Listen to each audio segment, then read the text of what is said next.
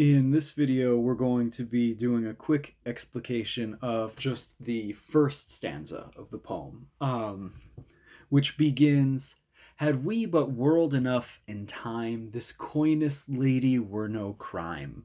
This poem begins on an interesting note. Um, First off, on a commentary on time and also on criminality. Had we but whirled enough in time is another way of saying if we had all the time in the world. Um, and we end up with a series of if then type of statements that frame this poem. First off, if there was enough time in the world, then your coyness wouldn't be a crime. Uh, Coyness here being a uh, usually a false display of modesty or ignorance, usually for the point of seduction. And here he's saying, in this situation, while that might be a normal thing, while that might be a kind of cultural expectation, that what you're doing right now is a crime. This is interesting when we think about some of the other poems that we've read that are similarly structured, especially in the sense of walking into a poem where a man is trying to seduce a woman and he's already been rejected. Because this is another of that vein, very much like John Donne's The Flea. Where here, rather than kind of put all of his eggs into the one basket of spare the life of the flea, we have our speaker saying, what you're doing is an act, and your act is criminal, and I'm the victim of your crime, right? That had we but whirled enough in time, this wouldn't be so criminal. This wouldn't be illegal, but what you're doing is illegal and it's affecting me. So we then move from this accusation in the first sentence to the longer if then statement, where he says, if we'd had whirled enough in time, this is what we would do. We would sit down and think which way to walk and pass our long love's day. So if we had all the time in the world, we would take a lot of time to decide how we wanted to leisurely spend this time together. We move then into the Orientalist imagery of the poem. Thou by the Indian Ganges side should rubies find.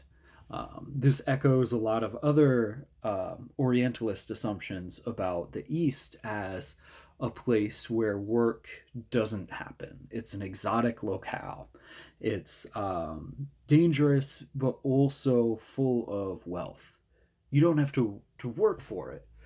There's just rubies washing up on the shore of the Ganges River, and that's just normal. And she can just have them. I by the tide of Humber would complain. Then we move right here in line 7, into another relationship with time. And time is a big factor in this poem. Had we but whirled enough in time, I would love you 10 years before the flood. And you should, if you please, refuse until the conversion of the Jews. I would love you 10 years before the flood is a reference to Noah and the flooding out of the first creation. That the first creation was so corrupt that the only way to move forward is to wash it all away, to drown everything and start over with the second creation. So in a way, I would love you 10 years before the flood means I would love you since before this kind of second creation of the world, or this kind of second generation of mankind, since the first generation didn't work out so well. So this is a different version of the beginning of time. It's just not the first beginning. And he even says 10 years before this kind of second beginning. I'd love you since from then until the conversion of the Jews, um, bringing in the apocalyptic imagery that on the end of days, Christ returns and all of the Jews convert to Christianity. And he says, I would love you from these kind of bookends on Earth history, from a creation to the from the creation of mankind to the end of mankind, and you could refuse the whole time, and that wouldn't be criminal, because we would have all of the time. Which brings in this kind of fatalistic argument where he was saying that if we had all the time in the world, you would still be mine, so you could refuse me. But we don't have all the time in the world, so I can't just wait for that. We move in 11 to a line that many students find puzzling. My vegetable love should grow vaster than empires and more slow. Vegetable love is strange imagery. I've never seen it anywhere else other than this poem, but it does give a sense that the the love is alive. It's growing. There's also something kind of nutritious about it, I suppose. Um, since it's something consumable, it's something kind of essential for life and life itself. But it's interesting imagery. But he does say that it would grow faster than empires and more slow. Right. So here we're on this idea of taking time or even slowing time, allowing things to cultivate, if we can get away with the pun. Then once we move from our vegetable love here, we get into the kind of traditional love poem imagery. This is where he starts praising her body.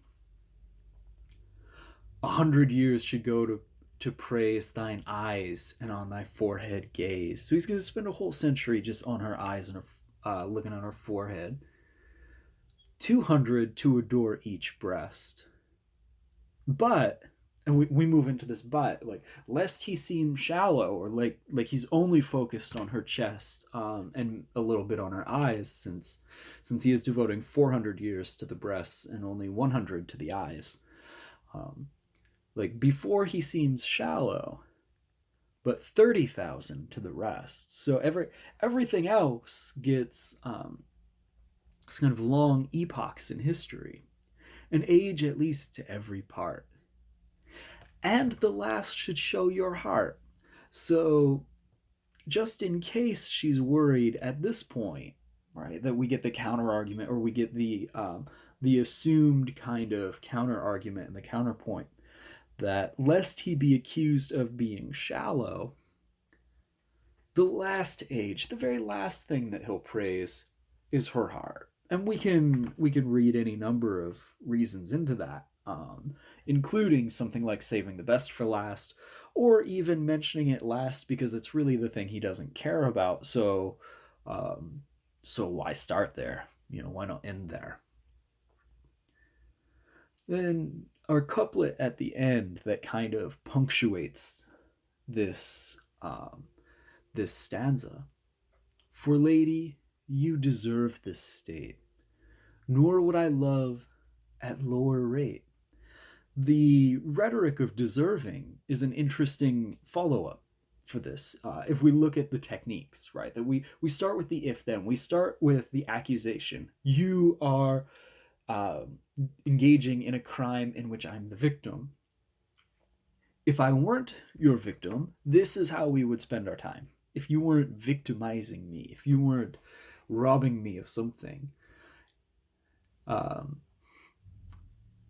that's an interesting starting point. You've wronged me, but if you hadn't wronged me, this is where we would be. So in a way, despite the kind of beauty of a lot of this imagery, especially those last few lines of the stanza, and we get into the couplet at the very end. You know, for lady, you deserve this state. We're back into this rhetoric of deserving. This is a very powerful message. You deserve the best, and we in our language, in English idiomatic kind of American expression, we talk about deserving all the time. Sometimes pejoratively, like this kind of karma thing, like you fell down the stairs. Well, it's because you were a jackass. But nor would I love at lower rate. So not only do you deserve this, but I wouldn't do it for any less. Right? That this is how things should be. The first stanza is like, in ideal conditions, this is what would happen. But since we begin with this if then, the first stanza is all hypothetical. The first stanza is not what he's actually offering. It's what he would offer if the world were different. If there were a world enough in time, then I would do these nice things for you. And that brings us into the second stanza.